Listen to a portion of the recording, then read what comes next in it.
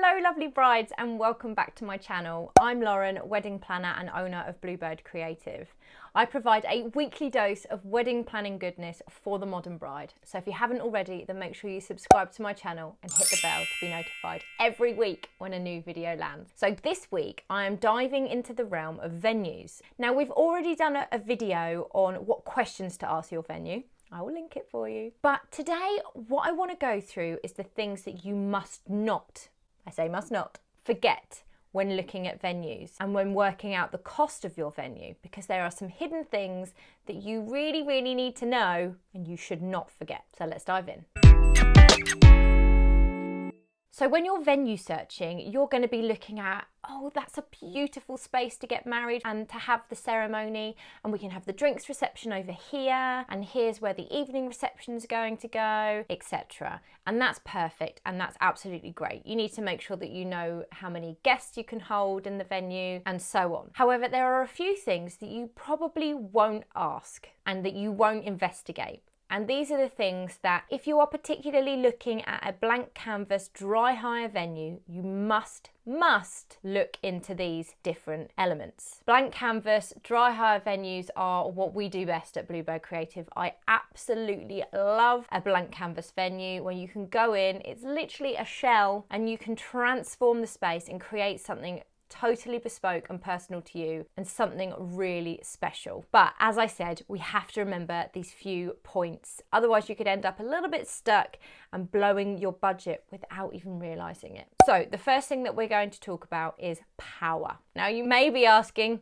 power? What are you talking about, Lauren? Power. Of course the venue's going to have power. And yes, the venue may have power. But if you are in a barn that's actually quite rural and out in the back of nowhere, or if the location is actually just pretty remote, there may be power, but it may be very limited. Now, obviously, if you're having a marquee wedding, you will more than likely need to have a generator in to get the power if it isn't too close to an actual venue. But some venues and locations may have limited power, and to be pulling off a limited power supply to be hosting, say, 150 guests for a meal, when you're then having to cook all the food, for bands, for extra lighting, for the party in the evening, you're going to perhaps need to look into getting a generator. So that is something that you need to ask when you are talking to your venue. Is there enough power to host all these people, to run the kitchen and so on? And if there isn't a kitchen on site and you need to have one put in, as in a catering tent, which we're going to go on to in a moment, then you definitely need to make sure you are asking the question about power. Okay, so let's move on to kitchen, as we've already mentioned it. So some venues may literally just be a shell of a venue. They may be a beautiful orangery or an old barn, or perhaps even a really funky urban warehouse with no particular kitchen setup. However, you have the option to set up a kitchen, bring caterers in, and they are more than happy to bring all their kit. It's a very done thing in the industry. You think of a marquee, there's no kitchen on the grounds and on the fields. You know, they create it as they go, and you can do that again if you're using a blank canvas venue. However, you obviously need to bear in mind that that is an extra cost and that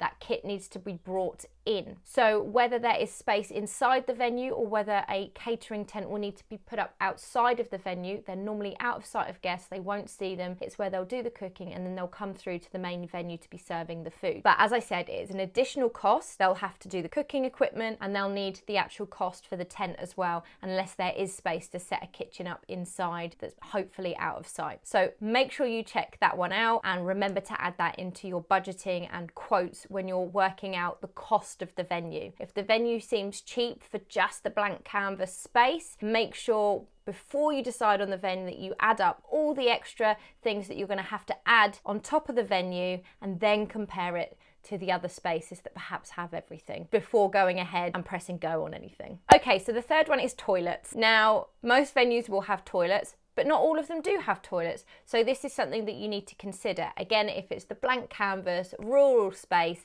then you're going to need to look into getting some portaloos. Now, they don't have to be festival style, grotty portaloos. There are some amazing companies out there now that even do converted shepherd's huts that are very luxury, portaloos, and they don't have to be a bit of an eyesore. But again, this is something that needs to be added to the costings when you're looking at a blank canvas venue, so that you can get that overall cost of what it's really going to cost, because these are hidden costs at the end of the day. Okay, so let's talk about sound. Now, when I say sound, I don't mean sort of musicians. What I'm talking about is the sound quality. Now, if you are looking at a really big open space, you need to consider how the sound is going to bounce. If you are looking at an orangery, for example, they have a tendency to have a really big echo and the sound can kind of go off everywhere. It's good to speak to a sound engineer or a professional sort of sound production company and just get their opinion. So for example, with an orangery and them having the vaulted ceilings, the sound can echo,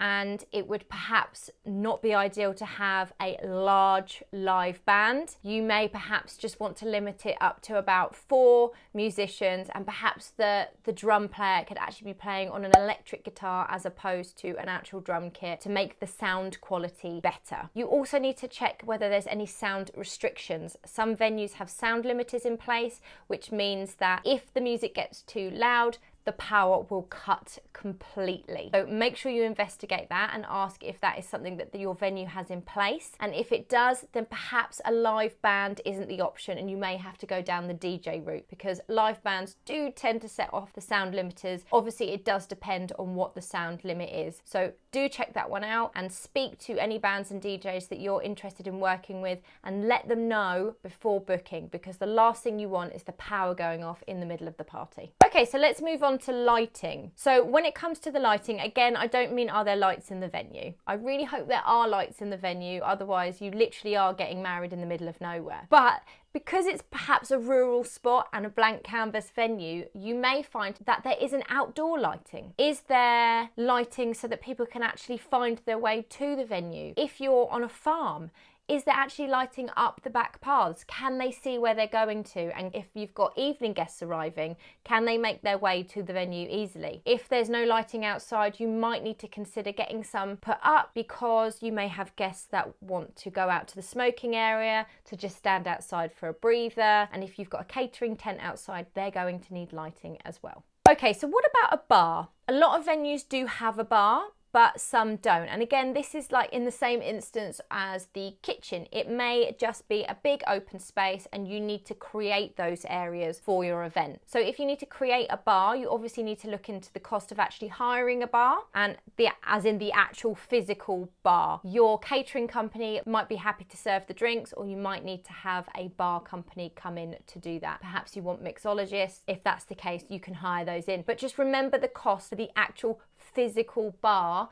needs to kind of be included in the total cost of your venue if there isn't one there. Now, the bonus of hiring one in means that you can choose one to your spec, your style, your theme, your style, and make it work with your wedding. You can then dress it up, you can really make it look amazing, and you can place it wherever you want to place it. Whether that's a circular bar in the middle of the room so it's the center of attention and doesn't draw people away from the dance floor, or whether you want it set off to the side a bit. A little side note here is, if you do have a venue that has a bar, but the bar is in another room to where the evening reception and the dancing is going to be happening, just bear that in mind when you're thinking about the logistics of your day. People tend to congregate around a bar. Would you rather them around the bar, or would you rather them on the dance floor?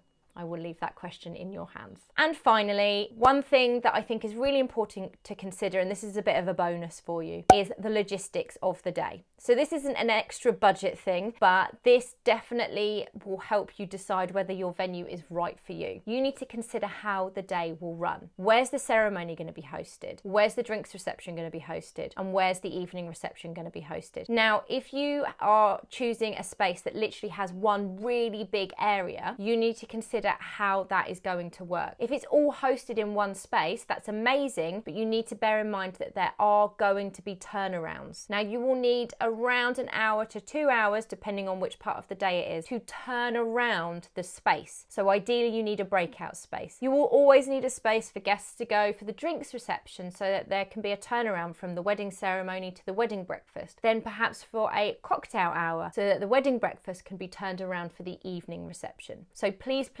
when you're looking at a venue, if it's a one big space, work out how you're going to do those turnarounds. Is it that it's just such a large space that you can segregate it up, or do you need to create a breakout space? Do you need to have a marquee put up for that drinks reception? Or perhaps you'll decide to host the evening reception in a marquee so that there isn't a turnaround and guests can go from one space to the other. The choice is yours, but please, please don't forget to work out how the day might run before saying yes on a venue, because you don't want to get stuck and realise that there's no space for people to move to for things to be turned around. Okay guys, so that is my tips for today's video. I hope you found that helpful. Don't forget, if you want to get my wedding planning checklist, it is completely free and I have linked it in the description box for you below. It's a 12-month checklist which will take you through all your planning all the way up to your wedding day. Happy planning guys, and I will see you next week for another video of wedding planning goodness. I'll see you then.